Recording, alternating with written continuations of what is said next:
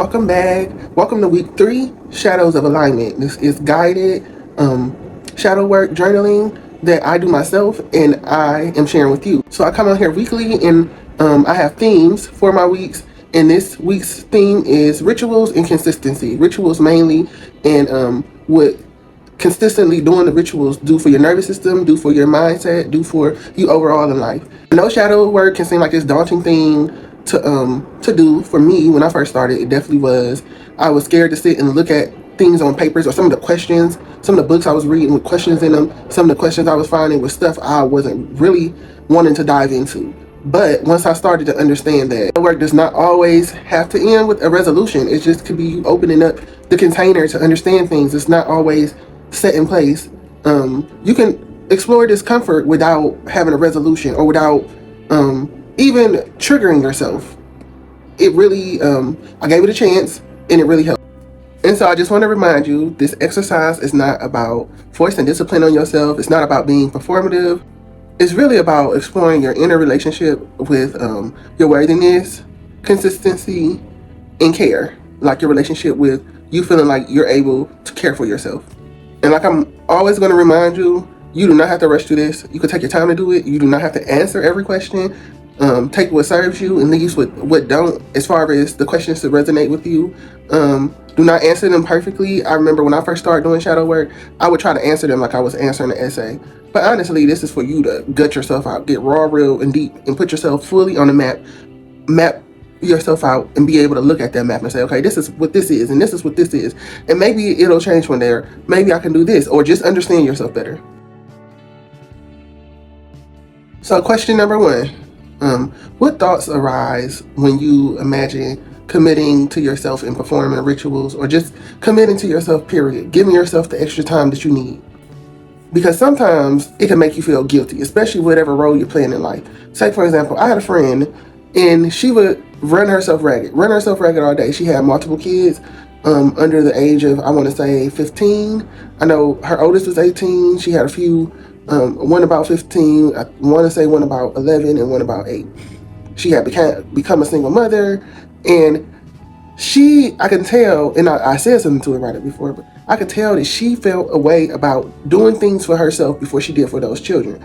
And which is a good thing, but my thing to her was, unless you can pour into yourself fully, you won't be able to pour into your children the way that you need to.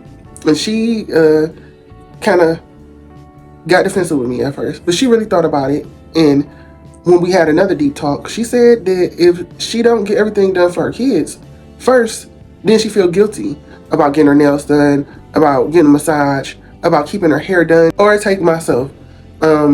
On my first weight loss journey, there were so many things I wanted to do, so many hairstyles I wanted to wear, but I kept telling myself, oh, I can't do this, or I can't get this hairstyle, or I can't do certain things in the self-care area until I reach a certain weight, and while it is good to have milestones and rewards for yourself, but the deeper thing behind that is I felt like I didn't deserve to wear those hairstyles. Like, oh, my face wasn't slim enough, or it'll just be better on me when I was smaller. So that's really digging deep. Question number 2 is, where did I learn that self-care, sacred time, rituals, things like that had to be earned? One I forgot about is rest too. Where did I learn that's something to be earned? You know, getting up on Saturday and cleaning up bright and early, and if you don't get to do things, you don't get to have fun, which is good, because it's good to get up and clean your house early, deep clean, have structure, order. But sometimes subconsciously, it can create like a pit in you, a default setting to where, because we all need rest. And so you might be a hard worker, you might be a go-getter, but on certain days, or when it's time to lay down and go to sleep, if you haven't accomplished everything you wanted to do that day, if you haven't got everything done that you had on your list to check off, you are not able to go to sleep. You feel shaken up. You feel like guilty. I know I dealt with feeling guilty before. And when I really opened my mind and thought about it, where did I even get that thought from? What would make me think getting everything on my list done equals I get to go to sleep? And when it came down to it, when I was a child, in childhood, things were kind of very strict when it came to cleaning. And a lot of times parents don't get that going to school was a full-time activity. Going to school, dealing with other people, dealing with other energies, having to walk from class to class, having to write, sometimes having to do gym, everything. Then you have to come home. And when I didn't get everything done, I was called lazy often. Even if I was just tired and wanted to take a nap after school, I was called lazy. And so now that I'm older, I was telling somebody recently that if I'm not doing something really every moment of the day or trying to do something every moment of the day, I feel guilty. So whether you're a very structured person or you're a person who's on the looser side, who freezes and doesn't do nothing, maybe it's because you were blamed or told things were done wrong when you were younger. Really think about the first time or the first place you learned that care for yourself or rest for yourself meant that you had to work hard first. Number 3, do I have a fear of letting myself down when it comes to starting rituals or routines or a new journey? A lot of times with certain things, we start to procrastinate. Certain things we want to do, we procrastinate because we're scared. We don't even trust ourselves to be able to even keep up with it. So we postpone it, we push it off. Say we're gonna wait till we get to the better version of ourselves, which makes no sense. Like I just explained my hairstyles. We a lot of times we say, "Oh, I'm going to start dressing better once I lose weight. I'm going to start doing this," not noticing that if we start doing that, it'll help us further embody exactly who we want to be. So really ask yourself, because a lot of times we look at setting up new routines, new systems, new rituals as tests, and we say, okay, after doing it we might do it for a few days, and then once we miss it or we don't do it right one time, in our subconscious mind, it triggers us to say, okay, see, I knew I couldn't be trusted to do this. So we either stop, we shame ourselves, we bash ourselves. But all you really honestly have to understand is, just like the first time you do a squat, your form is not going to look right like the 5th time you do a squat. And within doing that squat, you might have to stretch a little different, hold your body a little different. So that's all you have to do when it comes to ritual, is readjust until you get them right.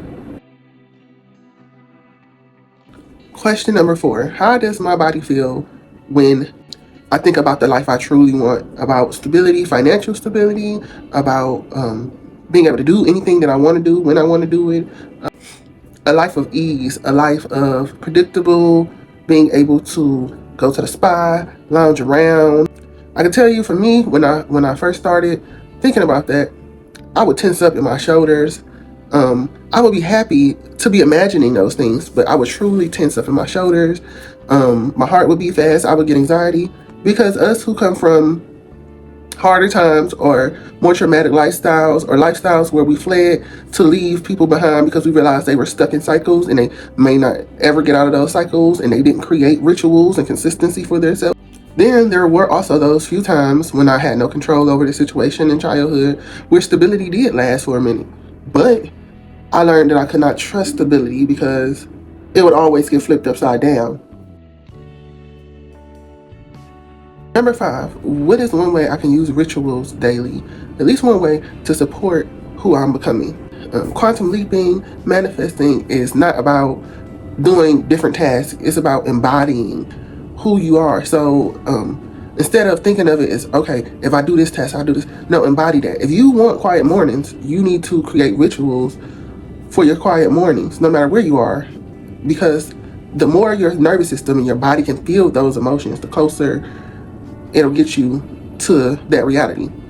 It will actually become your reality. If the future you want stability, which we usually, all of us want stability, practicing rituals is the perfect way to represent to your nervous system that I am accepting of stability. Instead of feeling anxious, you feel more relaxed, you feel more calm.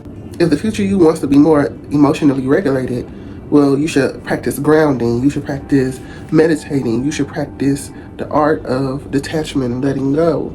Those are all rituals too. An example of creating a ritual for your emotional regulation and nervous system too that I just thought about while talking to a couple that I know. One of them brought up, when they're feeling angry and upset, they go and they do crossword puzzles, and they do actual puzzles that helps them get their mind off of things, that helps them focus on something else. As you close this reflection, remember, nothing you notice today needs to be fixed or forced. Awareness is already movement. Compassion is already integration. Let these questions sit with you gently. You don't need answers all at once. If something surfaced, allow it to be information, not instruction. Thank yourself for showing up honestly. I'll see you next time as we continue this work. Building alignment through understanding, not pressure. Until then, move gently and trust what's unfolding.